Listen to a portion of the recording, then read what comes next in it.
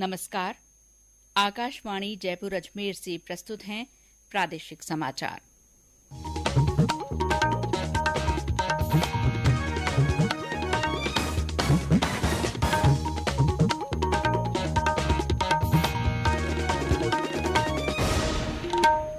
मुख्य समाचार।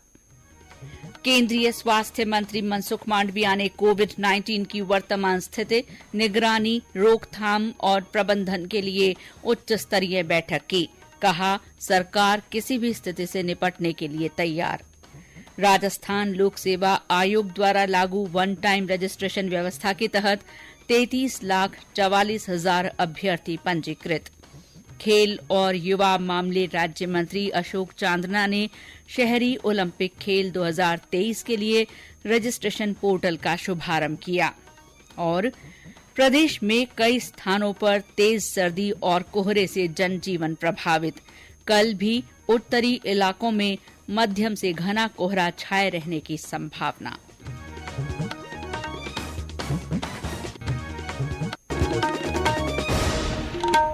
समाचारों के साथ मैं शीला चावला। और अब समाचार विस्तार से। केंद्रीय स्वास्थ्य और परिवार कल्याण मंत्री डॉक्टर मनसुख मांडविया ने आज देश में कोविड-19 की वर्तमान स्थिति और उसकी निगरानी, रोकथाम तथा प्रबंधन के लिए एक उच्च स्तरीय बैठक की। बैठक में सार्वजनिक स्वास्थ्य प्रणाली की तैयारियों का जायजा लिया गया। ये बैठक चीन, जापान, दक्षिण कोरिया, फ्रांस और अमेरिका में कोविड-19 के मामलों में बढ़ोतरी को देखते हुए आयोजित की गई थी। कुछ देशों में कोविड-19 के मामलों की अचानक बढ़ती संख्या से पैदा चुनौतियों का उल्लेख करते हुए डॉक्टर मांडविया ने आगामी त्योहारों के मौसम में कोविड-19 के नए और उभरते वेरिएंट के विरुद्ध सतर्क और तैयार रहने पर जोर दिया। उन्होंने अधिकारियों को पूरी तरह चौकस रहने और निगरानी तंत्र मजबूत करने के निर्देश भी दिए। उन्होंने लोगों से कोविड उपयुक्त व्यवहार और कोविड के टीके लगवाने का भी आग्रह किया। उन्होंने कहा कि सरकार किसी भी स्थिति से निपटने के लिए तैयार है। बैठक के दौरान डॉक्टर मांडविया ने अधिकारियों से कहा कि वे देश में मौजूद नए वेरिएंट का समय पर पता लगाने के लिए और उस पर निगरानी के लिए जीनोम सीक्वेंसिंग प्रणाली को मजबूत करें। उन्होंने कहा कि इससे उचित सार्वजनिक स्वास्थ्य उपाय करने में मदद मिलेगी। राज्यों और केंद्र शासित प्रदेशों से ये भी अनुरोध किया गया है कि वे कोविड-19 के सभी पॉजिटिव मामलों के नमूने हर रोज जीनोम सीक्वेंसिंग प्रयोगशालाओं को भेजें, ताकि यदि कोई नया वेरिएंट हो तो उसे चेक किया जा सके। डॉक्टर मांडविया ने अधिकारियों को इस साल जून में जारी कोविड-19 की संशोधित निगरानी रणनीति संबंधी दिशा निर्देशों के कार्यान्वयन को सुनिश्चित करने का भी निर्देश दिया। केंद्र सरकार मोटे अनाज का उत्पादन बढ़ाने के लिए 14 राज्यों के 212 जिलों में राष्ट्रीय खाद्य सुरक्षा मिशन पोषक अनाज कार्यक्रम लागू कर रही है। लोकसभा में एक लिखित उत्तर में ग्रामीण विकास राज्य मंत्री साध्वी निरंजन ज्योति ने कहा कि राष्ट्रीय खाद्य सुरक्षा मिशन के तहत सरकार अधिक उपज वाली किस्मों के बीज और कृषि उपकरण उपलब्ध करा रही है और प्रशिक्षण कार्यक्रम आयोजित कर रही है। उन्होंने कहा कि सरकार ने राज्यों और केंद्र शासित प्रदेशों के लिए 205 लाख टन पोषक अनाज के उत्पादन का लक्ष्य रखा है। केंद्र ने देश के पुलिस स्टेशनों में महिला सहायता डेस्क स्थापित करने के लिए निर्भया कोष योजना के तहत राज्यों और केंद्र शासित प्रदेशों को 157 करोड़ रुपए से अधिक की राशि जारी की है। गृह राज्य मंत्री अजय कुमार मिश्रा ने आज राज्यसभा में एक लिखित उत्तर में ये जानकारी दी। केंद्र सरकार देश के लगभग 25,000 वंचित गांवों को 4G मोबाइल सेवाएं प्रदान करने के लिए 26,000 करोड़ रुपए से अधिक खर्च कर रही है।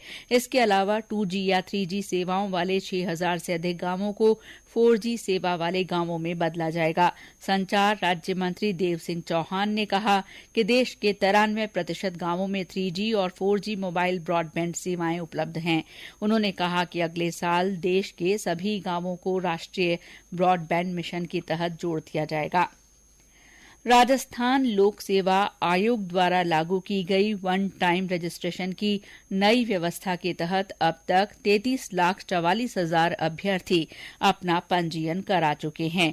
ये जानकारी आयोग के अध्यक्ष संजय श्रोत्रिय ने आज आयोग के 74वें स्थापना दिवस पर मीडिया से बातचीत में दी। उन्होंने कहा कि आयोग की पहली प्राथमिकता परीक्षाओं की विश्वसनीयता और गोपनीयता को बनाए रखना है और आयोग इस मामले में देश के अन्य आयोगों से बहुत आगे है। अध्यक्ष ने कहा कि आयोग परीक्षाओं में नकल रोकने के लिए नवाचार कर रहा है। उन्होंने कहा कि आरएएस भर्ती 2021 के साक्षात्कार फरवरी में कराने के प्रयास किए जा रहे हैं। ये समाचार आकाशवाणी जयपुर अजमेर से प्रसारित किए जा रहे हैं।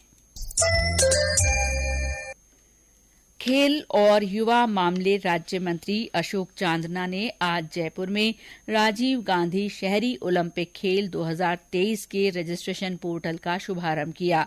इसके साथ ही जनवरी में होने वाले शहरी ओलंपिक खेलों के लिए रजिस्ट्रेशन शुरू हो गए हैं। इस अवसर पर श्री चांदना ने पत्रकारों को बताया कि राजीव गांधी शहरी ओलंपिक खेल 2023 का आयोजन आगामी जनवरी में प्रस्तावित है। राज्य के सभी 240 नगरीय निकायों में इन खेलों का आयोजन होगा। शहरी ओलंपिक के तहत 7 तरह के खेल होंगे। इनमें kabaddi, tennis ball, cricket, kho kho, volleyball, athletics, football और बास्केटबॉल शामिल हैं।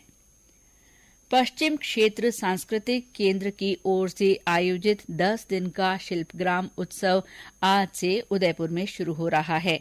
इसका उद्घाटन राज्यपाल कलराज मिश्र करेंगे। राज्यपाल इस मौके पर विभिन्न कलाकारों को पुरस्कार भी देंगे। केंद्र निदेशक किरण सोनी गुप्ता ने बताया कि राज्यपाल शिल्प हाट का अवलोकन भी करेंगे। केंद्रीय संस्कृति मंत्रालय ने विश्व विरासत में शामिल चित्तौड़गढ़ दुर्ग पर रात्रि लाइटिंग के लिए सैद्धांतिक मंजूरी दे दी है। इस मंजूरी के बाद चित्तौड़गढ़ दुर्ग की प्राचीरों और महत्वपूर्ण स्मारकों पर सजावटी लाइट लगाई जाएगी। सांसद सीपी जोशी ने इस बारे में केंद्रीय संस्कृति मंत्रालय को प्रस्ताव भेजा था, जिसके बाद ये मंजूरी दी गई है। और अब मौसम। प्रदेश में कई स्थानों पर तेज सर्दी और कोहरे से जनजीवन प्रभावित हो रहा है। श्रीगंगानगर, हनुमानगढ़, चूरू, झुंझुनू और भरतपुर सहित कई स्थानों पर कोहरे के कारण भी लोगों को परेशानी हो रही है। आज झुंझुनू के पिलानी में मौसम का सबसे ठंडा दिन रहा। झुंझुनू में पिछले 2 दिनों से न केवल रात का बल्कि दिन का तापमान भी लगातार गिर रहा है। आज पिलानी में न्यूनतम तापमान 5.4 डिग्री सेल्सियस दर्ज किया गया, जो इस बार की सर्दी का सबसे न्यूनतम तापमान है। वहीं पहली बार कोहरे का असर भी देखा गया। 200 मीटर पर विजिबिलिटी नहीं थी। रबी की फसल के लिए ठंड उपयुक्त मानी जाती है। ऐसे में किसानों का मानना है कि अब गेहूं, जौ और सरसों की फसल की ग्रोथ जल्दी होगी। अगर दोपहर का तापमान कम होगा तो कोहरे के साथ साथ ओस बढ़ेगी। ऐसे में ओस की बूंदे फसलों के लिए फायदेमंद होगी। संदीप केडिया, आकाशवाणी समाचार, झुंझुनू। श्रीगंगानगर में कल देर रात से ही घने कोहरे का असर है। कोहरे के कारण लोगों को दिन में भी वाहनों की लाइट जलानी पड़ी। चूरू आज प्रदेश में सबसे ठंडा स्थान रहा, जहां न्यूनतम तापमान 5.2 डिग्री सेल्सियस रिकॉर्ड किया गया। वहां भी आज सुबह कोहरे के कारण दृश्यता काफी कम रही। सीकर के फतेहपुर में न्यूनतम तापमान 6 डिग्री सेल्सियस, श्रीगंगानगर में 6.2, करौली में 6.8, अलवर में 7.2, सीकर में 7.5, जैसलमेर में 8, फलौदी और नागौर में 8.6 डिग्री दर्ज किया गया। इस बीच मौसम विभाग ने कल भी प्रदेश के उत्तरी इलाकों में कहीं कहीं मध्यम से घना कोहरा छाये रहने की संभावना जताई है। प्रदेश के उत्तर पश्चिमी हिस्सों में कुछ स्थानों पर 23 से 25 दिसंबर के दौरान न्यूनतम तापमान में हल्की गिरावट होने और शीतलहर की संभावना है। तकनीकी शिक्षा और आयुर्वेद राज्य मंत्री डॉ सुभाष गर्ग ने आज भरतपुर में 2 बाइक एम्बुलेंस को हरी झंडी दिखाकर रवाना किया। डॉ गर्ग ने कहा कि संभाग में पहली बार उपलब्ध कराई गई ईएमटी बाइक एम्बुलेंस चिकसाना और सेवर सामुदायिक स्वास्थ्य केंद्र पर तैनात रहेंगी। सूचना मिलते ही एम्बुलेंस दुर्घटना स्थल या गंभीर रोगी तक पहुंचकर पीड़ित को प्राथमिक उपचार देगी, ताकि उसकी जान बचाई जा सके। इन बाइक एम्बुलेंस में प्राथमिक उपचार संबंधी सभी दवाइयां और आवश्यक उपकरण उपलब्ध हैं। झुंझुनू में प्रधानमंत्री सुरक्षित मातृत्व अभियान के तहत सराहनीय कार्य करने वाले लोगों का आज जिला प्रशासन की ओर से सम्मान किया गया। जिले में सबसे अधिक 235 संस्थागत प्रसव सामुदायिक स्वास्थ्य केंद्र पिलानी में करवाए गए। वहां के प्रभारी और अन्य कार्मिकों को सम्मानित किया गया। 3 निजी अस्पतालों की महिला चिकित्सकों को भी सराहनीय कार्यों के लिए सम्मान दिया गया। बीकानेर में राष्ट्रीय डेयरी विकास बोर्ड और उर्मूल ट्रस्ट की ओर से चलाई जा रही राठी नस्ल सुधार परियोजना के तहत आज कपूरीसर में काफ रैली का आयोजन किया गया। रैली के दौरान राठी गाय पशुपालकों को सम्मानित किया गया। ट्रस्ट के बीकानेर सचिव रमेश सारण ने बताया कि राठी नस्ल की गाय इस क्षेत्र के वातावरण के अनुकूल है, जो रेगिस्तान की गर्मी और सर्दी दोनों को सहन कर लेती है। राठी गाय हरा चारा और पानी की कम उपलब्धता के बावजूद अच्छी मात्रा में दूध देती है। इसके संवर्धन के लिए राष्ट्रीय गोकुल मिशन के माध्यम से ट्रस्ट द्वारा पिछले कई सालों से प्रयास किए जा रहे हैं। जोधपुर में ट्रांसजेंडर मतदाताओं के नाम मतदाता सूची में जोड़ने के लिए आज विशेष शिविर लगाया गया।